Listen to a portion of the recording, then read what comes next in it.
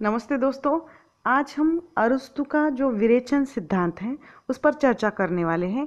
अरस्तु का जो 3 सिद्धांत है नेट के पाठ्यक्रम में रखे गए हैं, उनमें से 2 सिद्धांतों पर हमने चर्चा की है। आज हम उनका तीसरा सिद्धांत विरेचन सिद्धांत या त्रासदी का जो प्रभाव है विरेचन सिद्धांत पर, वही हम देखने वाले हैं। ठीक है, तो चलिए विरेचन सिद्धांत देखते हैं। अब अरस्तु ने जो विरेचन सिद्धांत का प्रयोग किया है उसके लिए जो ग्रीक शब्द है कैथारसिस का प्रयोग किया है, यानी विरेचन जो शब्द है ये भारतीय जो आयुर्वेद चिकित्सा शास्त्र का ये पारिभाषिक शब्द है, और जो कैथारसिस ये यूनानी चिकित्सा शास्त्र का जो शब्द है। ठीक है, अब अरस्तु द्वारा मूल प्रयुक्त यूनानी शब्द यानी ये वो कैथारसिस है, जिसका हिंदी रूपांतरण ये विरेचन है। ठीक है, अब अरस्तु का जो विरेचन सिद्धांत है ये अ थ्योरी ऑफ कैथारसिस यानी प्लेटो के अनुकृति सिद्धांत के विरोध का परिणाम है। यानी प्लेटो की मान्यता काव्य जो थी, काव्य मनुष्य की वासना का पोषण करता है और उसे विकारग्रस्त बनाता है, ऐसा प्लेटो ने कहा था। उसका खंडन कर अरस्तु ने विरेचन सिद्धांत का प्रतिपादन किया है। ठीक है, अब करुणा और त्रास के भाव जीवन में दुखमय होते हैं, उनसे उद्वेग पैदा होता है और व्यक्ति को उनके तथा उन्हें उत्पन्न करने वाली स्थितियों से विरक्ति होती है। मगर यही भाव जब हम काव्य के द्वारा या काव्य में व्यक्त होते हैं तो उनसे विरक्ति नहीं होती, वरन सामाजिक को ऐसी रचना से एक विशेष प्रकार की आनंद की या परितोष की अनुभूति होती है। अब जीवन के दुखद भाव काव्य में व्यक्त होकर सुखद कैसे होते हैं, इसका उत्तर अरस्तु ने इसी समस्या के समाधान के लिए विरेचन सिद्धांत की प्रतिष्ठा की, और त्रासदी की परिभाषा में अरस्तु उसके विरेचन व्यापार की चर्चा करते हैं। त्रासदी की व्याख्या करते हुए वे कहते हैं कि जिसमें करुणा तथा त्रास के उद्रेक द्वारा उन मनोविकारों का उचित विरेचन किया जाता है। अरस्तु ने विरेचन शब्द की व्याख्या नहीं की, यानी राजनीति शास्त्र यानी जो उनका ग्रंथ है राजनीति शास्त्र, और जिस पोएटिक्स यानी उसके 6ठे अध्याय में उन्होंने भाग 8 में यानी राजनीति शास्त्र के भाग 8 अध्याय 7 में संगीत के अध्ययन के उद्देश्य के संदर्भ में उन्होंने एक उदाहरण दिया। यानी जो उन्होंने कहा कि संगीत के उद्देश्य की व्याख्या करते हुए संगीत का अध्ययन एक नहीं वरना अनेक उद्देश्यों की सिद्धि के लिए होना चाहिए। अब शिक्षा के लिए विरेचन, शुद्धि के लिए और संगीत के लिए जो संगीत के कारण बौद्धिक आनंद की उपलब्धि के लिए, धार्मिक रागों के प्रभाव से, ऐसे रागों के प्रभाव से जो रहस्यात्मक आवेश को उद्भूत करते हैं, वे शांत हो जाते हैं मानो उनके आवेश का शमन और विरेचन हो गया हो। करुणा और त्रास से जो आवेष्ट व्यक्ति इस प्रकार का अनुभव करता है और दूसरे अपनी अपनी संवेदन शक्ति के अनुसार प्राय सभी इस रीति से एक प्रकार की शुद्धि का अनुभव करते हैं, यानी उनकी आत्मा विशुद्ध और प्रसन्न हो जाती है। इस प्रकार का जो विरेचक राग मानव समाज को निर्दोष आनंद प्राप्त करता है। यहाँ विरेचन से अरस्तु का तात्पर्य है कि उन्होंने शुद्धि की ओर ध्यान हमारा आकृष्ट किया है, यानी वो शुद्धि को मानते हैं, और वही बात संगीत के संदर्भ में है। अब अरस्तु के ग्रंथ का वह भाग उपलब्ध नहीं है जहाँ वे काव्य के संबंध में विरेचन की जो विस्तृत व्याख्या करते हैं। अब इसीलिए विरेचन सिद्धांत की अलग अलग व्याख्या अलग अलग विद्वानों ने दी है। अब विरेचन की जो परिभाषा की है उसमें विरेचन शब्द का जो अर्थ रेचक या रेचन ऐसा दिया है, और परिष्करण शुद्धिकरण ऐसा है, यानी दूषित विचारों का निष्कासन या शुद्धि।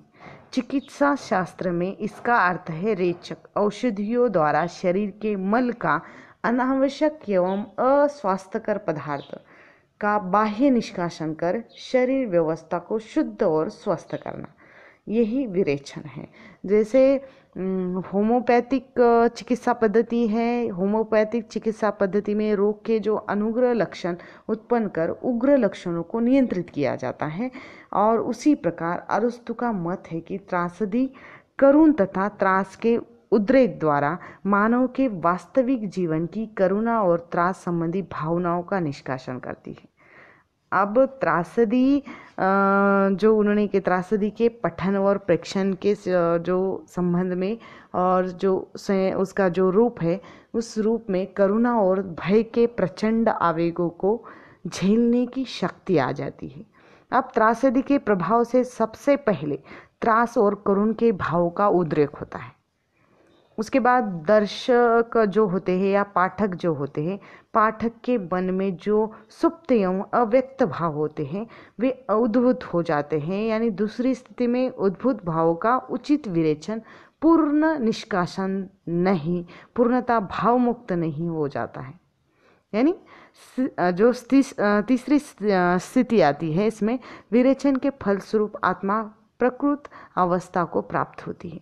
अब अरस्तु के कथन को ऐतिहासिक परिप्रेक्ष्य में देखना होगा। उनके पूर्व प्लेटो का काव्य के जो रागात्मक प्रभाव के कारण काव्य का जो विरोध कर चुके थे, अरस्तु सुख शांति की व्याख्या करते हुए वो मानते हैं कि जो गति अस्तित्व को प्रकृत अवस्था की ओर अग्रसर करती है वह सर्वथा सुखकर होती है। यानी यथार्थ वह स्थिति यानी मन की वह अवस्था होती है जिसमें द्वंद्व, तनाव, विषमता आदि का पूर्णता अभाव होता है, जहाँ व्यक्ति और परिवेश में एक सहज जो सामंजस्य का जो संबंध होता है। और इसलिए देखना होगा कि क्या विरेचन के प्रभाव स्वरूप आत्मा अपनी प्रकृत अवस्था को प्राप्त करती है। विरेचन से पूर्व आत्मा की अवस्था त्रास एवं करुणा के अतिशय के कारण जो प्रकृत अवस्था में नहीं रहती, उनकी अतिशयता आत्मा की सहज जो समस्या पूर्ण अवस्था को खंडित करती है या सामंजस्य नहीं होता। इसलिए त्रास एवं करुणा के उचित विरेचन का जो विरेचन है उसके द्वारा आत्मा या मन प्रकृत अवस्था को प्राप्त करती है। अब विरेचन व्यापार दर्शक पर जो पड़ने वाले प्रभाव की समग्रता है। विरेचन के प्रभाव को लेकर अब 3 प्रश्न उठाए गए हैं। उसमें पहला है, विरेचन का प्रभाव नैतिकता से युक्त है। दूसरा है, यह प्रभाव धार्मिक शुद्धि की समकक्ष रखा जा सकता है क्या, यानी धार्मिक शुद्धि के समकक्ष रखा जा सकता है क्या यह कथाजन्य अनुभूति है। ये 3 प्रश्न उठते हैं। इन सवालों के आधार पर विरेचन की जो व्याख्या नीतिशास्त्र, धर्मशास्त्र, काव्यशास्त्र के संबंध जो स्थापने का प्रयास किया है अलग अलग विद्वानों ने, उन्होंने अलग अलग दिया है। यानी जैसे वैदिक पुत्र अरस्तु ने वैदिक शास्त्र से विरेचन शब्द को ग्रहण कर उसका लाक्षणिक प्रयोग करते हुए कहा कि त्रासदी करुण और त्रास जो भावनाओं का जो निष्कासन करती है। इस प्रकार अरस्तु ने त्रास एवं भय और करुणा इन 2 भावों के विरेचन की चर्चा की। अब वस्तुतः बाह्य विकारों की उत्तेजना और उसके शमन के द्वारा मन की शुद्धि और शांति विरेचन होता है। अब अरस्तु का विरेचन से तात्पर्य मैंने जैसे कहा कि जो शुद्धि की ओर कहा है, और शुद्धि का ही उद्देश्य आनंद जो प्रद राहत है, यानी आनंद की जो प्राप्ति है। और इन्होंने यानी बहुत सारे विद्वानों ने इस विरेचन की अलग अलग व्याख्याएं प्रस्तुत की है, उसको हम करके देखेंगे। पहली व्याख्या जो वर्जिट डेचेज ऐसा दिया है, उन्होंने व्याख्या की है, चिकित्सा परक व्याख्या है या चिकित्सा परक अर्थ उन्होंने बता दी है, जिससे जैसे रेचक द्वारा उदर शुद्धि होती है वैसे ही त्रासदी का विरेचन मन को शुद्ध करता है। दूसरी जो व्याख्या धर्मपरक व्याख्या की है प्रोफेसर मरे ने, प्राचीन काल में नाटक का संबंध किसी रूप में धर्म से जोड़ा जाता था। यूनान में ही यही धारणा रही है। जिस प्रकार धर्म का संबंध आत्मिक शांति, आत्मिक विकास, शुद्धि से माना जाता रहा है, उसी प्रकार त्रासदी का संबंध भी आत्मिक शुद्धि से माना जाए। यानी विरेचन में ही व्यक्ति करुणा और त्रास के भावों से अतिशय युक्त या जो मुक्ति पाना चाहता है, और वह मुक्ति आत्मिक शुद्धि का एक चरण है। अब धर्मपरक का मतलब त्रासदी से करुणा और त्रास की भावना होती है, वह क्षणिक होने पर प्रेक्षक के मन में धार्मिक प्रवृत्ति उभरती है, उसकी आत्मा शक्ति शुद्धि जो पाती है। इसलिए विरेचन प्रक्रिया द्वारा त्रासदी से धर्मालाभ होता है, कोई हानि नहीं होती। इसलिए प्रोफेसर मरे ने ये कहा है कि यूनान में दियोनु संत नामक देवता से संबंध का जो उत्सव था वह धर्मालाप से है, इसलिए उन्होंने धर्मपरक व्याख्या की। ठीक है। अब उसके बाद जो दूसरी व्याख्या है कलापरक व्याख्या है। कलापरक व्याख्या में उन्होंने जो व्याख्या की है ब्रूचर ने, और ब्रूचर ने कहा है कलापरक व्याख्याओं में उन्होंने दुखांत की उत्तेजना में दूषित अंश से निकलने के फलस्वरूप आनंद की प्राप्ति जो होती है, उसीलिए उन्होंने कलापरक कहे हैं। यानी दुखांत जो त्रासदी है, त्रासदी की जो उत्तेजना है, उसमें दूषित अंश जो निकल जाता है और उसका फलस्वरूप अंत में आनंद की प्राप्ति होती है, इसीलिए उन्होंने कलापरक उसका अर्थ बता दिया है। कलापरक व्याख्या में दूसरे भी है जो डॉक्टर नगेंद्र है, प्रोफेसर जो ब्रूचर है, मैंने जैसे कहा। कलापरक व्याख्या करने वाले विद्वानों का मत है कि विरेचन व्यापार एक कलागत व्यापार है, उसे प्राप्त होने वाला सुख कलात्मक व्यापार का परिणाम है। कलात्मक व्यापार के कारण ही कलात्मक परितोष मिलता है। इसमें संदेह नहीं कि प्रेक्षक या जो देखने वाले श्रोता है और प्रेक्षक का जो शौक है पूर्ण दृश्यों में, अभिनय में नट नटी या जो है कलाकार उनके कौशल्य का आनंद लेता है। इस बात की ओर संकेत रामचंद्र जो भूनचंद्र ने ही किया था, जो इस रस की स्थिति सुख दुखात्मक मानते हैं, यानी दोनों स्थितियों को मानते हैं। पहले अगर दुखात्मक है तो अंत उसका सुखात्मक भी हो सकता है। यानी नट नटी के कौशल्य का जो आनंद है वो जो प्रेक्षक है या जो श्रोता लोग हैं उसमें वह जो उसका जो साधारणीकरण हो जाता है। अब इनकी ये व्याख्या है। और उसके बाद नीतिपरक व्याख्या की है जो कार्निन, रेसिन, बार्नेज ऐसे 2-3 विद्वानों ने की है नीतिपरक व्याख्या। उसमें उन्होंने कहा है कि मानव मन में अनेक मनोविकारों का वासना रूप में स्थित रहते हैं। यानी जो मनुष्य है, मनुष्य के मन में अनेक मनोविकार की वासना होती है। नाटक देखते समय प्रेक्षक के मन में वासना रूप में स्थित करुणा तथा त्रास का जो व्यापार होता है, जो वेग से वो उद्वेलित होती है और उसका जो भाव है वो कभी समाप्त हो जाता है, कभी उत्पन्न हो जाता है। यानी मानव के मन में अलग अलग प्रकार के मनोविकार होते हैं, वासना रूप में वो स्थित रहते हैं।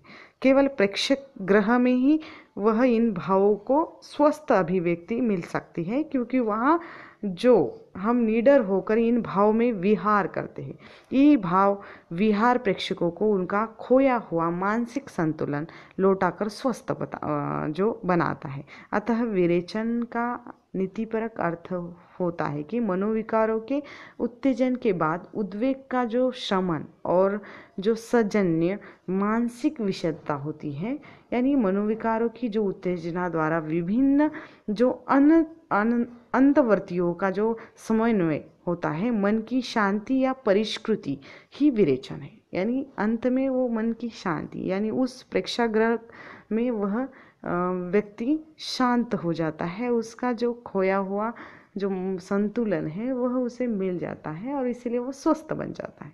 इसलिए वो नीतिपरक व्याख्या की है। ठीक है। अब अलग अलग विद्वानों ने अलग अलग इसके अर्थ भी बताए हैं विरेचन के। उसमें डॉक्टर नगेंद्र है, डॉक्टर बच्चन है, और जिसमें व्याख्याओं की समीक्षा भी की गई है। और विरेचन के जो उपरोक्त व्याख्याएं दी हैं, जो अर्थ प्रस्तुत किए हैं, उसका जो अभिप्रेत अर्थ है कि करुणा या थोड़ा अर्थ कहना थोड़ा कठिन है, क्योंकि उस समय या उस विषय पर उनकी व्याख्या अपर्याप्त है। तीनों व्याख्याओं में आंशिक सत्य जरूर है, परंतु अरस्तु पर अपने युग की धार्मिक वातावरण का प्रभाव भी रहा है। नीतिपरक अर्थ और समर्थन आधुनिक मनोविश्लेषण शास्त्र भी करता है। दलित वासनाओं के कारण मानसिक जो रुग्णता बढ़ती है, विरेचन प्रक्रिया इन ग्रंथियों को खोलती है। अब भावगत संतुलन निर्माण करती है, पर रंगशाला चिकित्सा ग्रह नहीं है। और जहाँ तक कथात्मक जो प्रभाव की बात है, डॉक्टर नगेंद्र ने कहा है कि अरस्तु का जो अभिष्ट केवल मन का सामंजस्य है, विशदता ही था। कलाजन्य आस्वाद उनके विरेचन की परिधि जो परिधि है, परिधि से बाहर की बात है, और यही कलात्मक परितोष मानो तो भी करुणा और त्रास की सुख में परिणति कैसे होती है, आनंद की प्राप्ति प्रेक्षक कैसे करता है, इन प्रश्नों के स्पष्ट उत्तर नहीं मिल पाते। और विरेचन पर जो आक्षेप लगाए गए हैं उसमें कहा है कि विरेचन प्रक्रिया में ही विश्वास नहीं है। डॉक्टर नगेंद्र सफल त्रासदी का प्रभाव रागात्मक मानते हैं। त्रासदी के जो प्रदर्शित भाव यह अवास्तविक है, पर यह आरोप निराधार है। आज का प्रेक्षक को भावों का उत्तेजन के लिए रंगशाला जाता है, भाव शमन के लिए नहीं। यानी आज का जो श्रोता है भावों के उत्तेजन के लिए जाता है, यानी भाव शमन के लिए नहीं। विरेचन सिद्धांत अपनी जो समस्त जो शक्ति तथा सीमा सहित पाश्चात्य जो काव्य शास्त्रों को अरस्तु की एक महत्वपूर्ण देन तो है ही, उनका योगदान तो हम भुला नहीं सकते, लेकिन उसके द्वारा अरस्तु ने प्लेटो के काव्य पर लगाए गए आक्षेप का उत्तर दिया है, काव्य की महत्ता जो स्थापित की है, त्रासदी के प्रभाव को जो गौरवपूर्ण बनाया है उन्होंने। अरस्तु के विरेचन रिचर्ड के जो अंतवर्तियों के जो समजन्य और शुक्ल की द्वारा प्रतिपादित हृदय की जो मुक्त अवस्था में अंततः कोई भेद नहीं है। विरेचन सिद्धांत अरस्तु और उसके साथ ही पाश्चात्य काव्य शास्त्र का एक स्थायी उपलब्धि कहा जा सकता है। यानी अरस्तु का जो योगदान है वह तो योगदान हम भूल नहीं सकते, वो तो है ही। यानी कोई भी सिद्धांत अगर रहता है तो उसमें कुछ त्रुटियां यानी कुछ आक्षेप या कुछ बातें निकलती हैं। यानी समीक्षा शास्त्र या जो विद्वान हैं यानी जो समीक्षक हैं उन्होंने कुछ इन पर आक्षेप लगाए, जैसे डॉक्टर नगेंद्र ने भी कहा है। ठीक है, अब ये रहा जो अरस्तु का जो विरेचन सिद्धांत। अब हम यहाँ पर रुकते हैं। आने वाले समय में साहित्य शास्त्र का जो भी भाग अभी शेष है उस पर मैं चर्चा करूँगी। तब तक के लिए धन्यवाद।